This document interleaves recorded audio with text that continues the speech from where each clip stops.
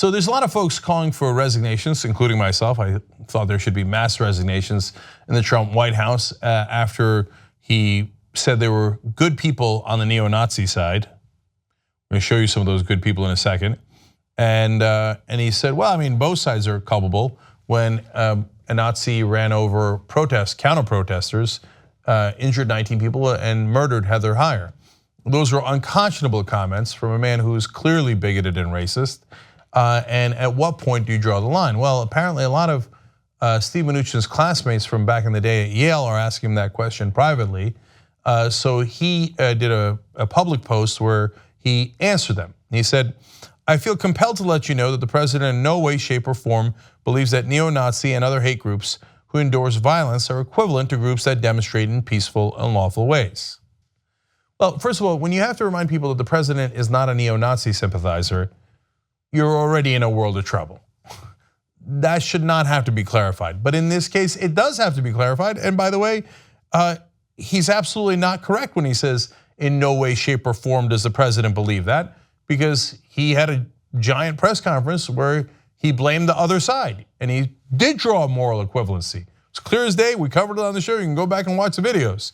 Both sides, he said, were at fault. He said there's very, very violent people among the counter-protesters, the people who were actually killed. It's absolutely outrageous. So Mnuchin is lying to try to save his own ass. And he points out, he says, look, I'm an American of Jewish heritage and background, and so I wouldn't stay in the administration if I thought he was with neo-Nazis. So you claim. But that power, it is addicting. He went on to say, I don't believe the allegations against the president are accurate, and I believe that having highly talented men and women in our country surrounding the president and his administration should be reassuring to you. That's a subtle hint to those guys. Hey, if you think it's bad with me and the rest of the folks inside the administration, imagine what would happen if we left, then the idiot would be on his own to do even more damage. Boy, really reassuring that that's the guy you're working for. So Mnuchin says that the president was not equivocating. We know he was. I just want to give you a sense of why his classmates are concerned. Remember, Donald Trump said there are very good people on the side of the original protesters, the white nationalist protesters. So I want to show you a piece from the Vice documentary. We'll have the link to the full documentary below, and it is great, where they were chanting on Friday night. Yes, they've got the torches at a white nationalist get together. That already should have been a giant clue. If it wasn't, they did this.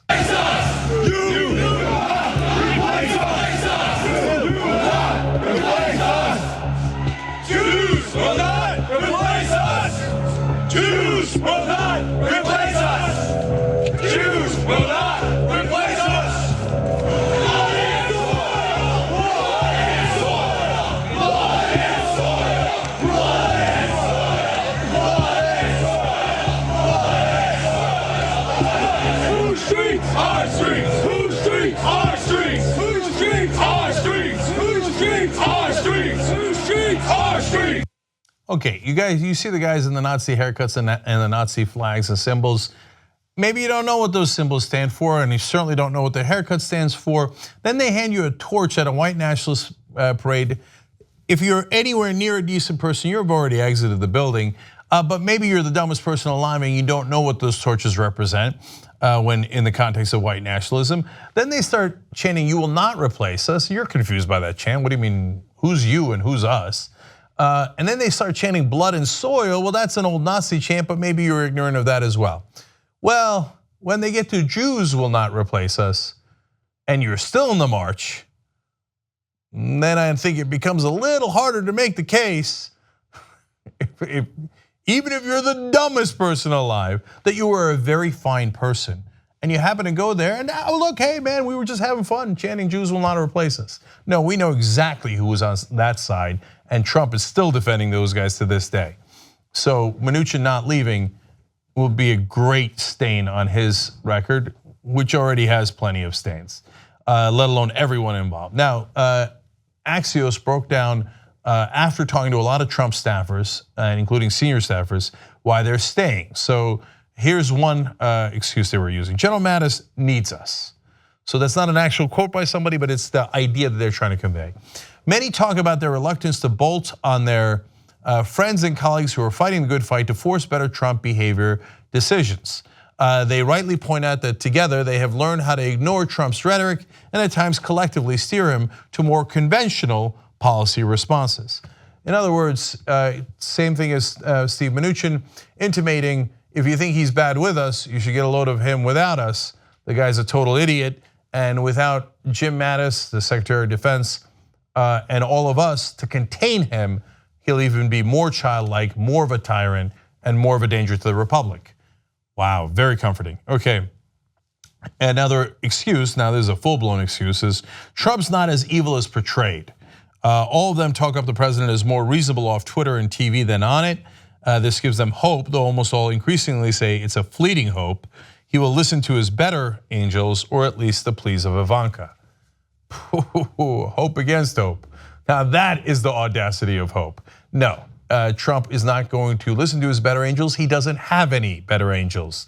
He is a white nationalist at heart himself. He's always been racist. What he did to the Central Park Five and what he continues to them is an outrage, let alone Obama, let alone all the racist things that he has backed, let alone Charlottesville and his response to it. There are no better angels. He's not a better person off of TV or Twitter. He's the same kind of madman. In fact, there's 1,000 reports about how he's even worse to his staff behind the scenes and yells at him nonstop for problems that he created. So that's nothing but nonsense. All right, excuse number 3. You have no idea how much crazy stuff we kill. The most common response centers on the urgent importance of having smart, sane people around Trump to fight his worst impulses. If they weren't there, they say, we would have a trade war with China, massive deportations, and a government shutdown to force construction of a southern wall.